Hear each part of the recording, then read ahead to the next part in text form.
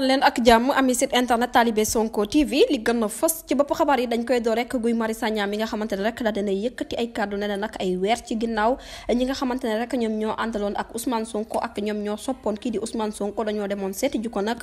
di ko proposé ne nag ñu génnee ko ca fa mu nekk daal di koy yóbbu bitim réew ngir mu mën a faj waaye kii di Ousmane Sonko nag dafa bañoon ba tëdd ci suuf la mu daal di xam ne daal moo ne moom courage am ak li nga xamante ne moom mooy app dignité am mayul ko benn yoon rek muy génn réew mi nag di bàyyi peuple sénégalais di xeexam ndax nag kii di Macky Sall la ñuy xeex ak moom nekkul lenn rek lu dul régime néocolonial bi nga xamante ne rek moom la bëgg a yóbbee Sénégalais yi ak lépp lu mu mënti doon daal day tokk ci wetu Sénégalais yi nag xeex fa ak ñoom ndax Sénégal moo ko gënal lu mu mënti am ba tey rek la mu daal di xam ne moom Guy Marius Sagna ne Sonko ci jëmmi boppam nag ba mu waxee ne moom feebaratul ndax nag dara jotu ko lu dul grève faim bi nga xamante ne doon na ko amal moo taxoon nag mu daal di lott lool waaye nag toog fii lekk nànk tàng moo ko gënal foofu junne yoon muy jël ay avion naan ma ngay dem bitim réew ndax Sénégalais ci jëmmi boppam nag dañ ko daal di soxla ba tey rek la mu daal di xam leen ne nag patriote yi Ousmane Sonko sens la ci parti bii di Pastef rawatina ci Sénégal ak Afrique wërngal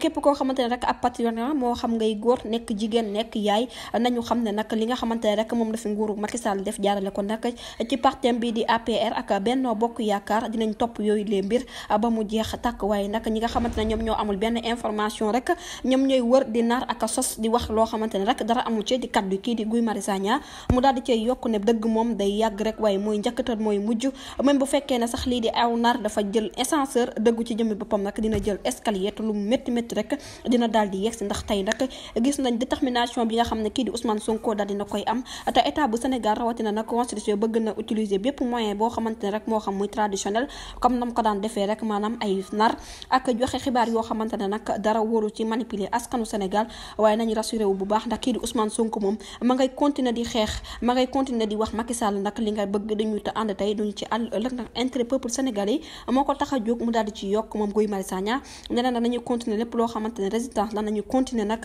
déglu kaddu yi nga xamante ne moom la Ousmane Sonko di continuer seen campagne électorale waaye nag ñu ngay naqarlu bu baax ak wax non au coup d'état constitutionnel élection présidentielle 25 février nag ne nañ kii di Macky Sall ñaari fan ci weeru avril daal moom moo ko ci dese rek mu daal di ñuy abal kon nag na patriote yi waat seen victoire bu njëkk mu daal di ci yokk Sonko mooy Diomaye focus di kaddu kii di Guy Marius Sagna jërë ngeen jëf ci teewlu bi. mbokk yi on s'est beaucoup battu pour un projet. te projet boobu mooy sauver le Sénégal.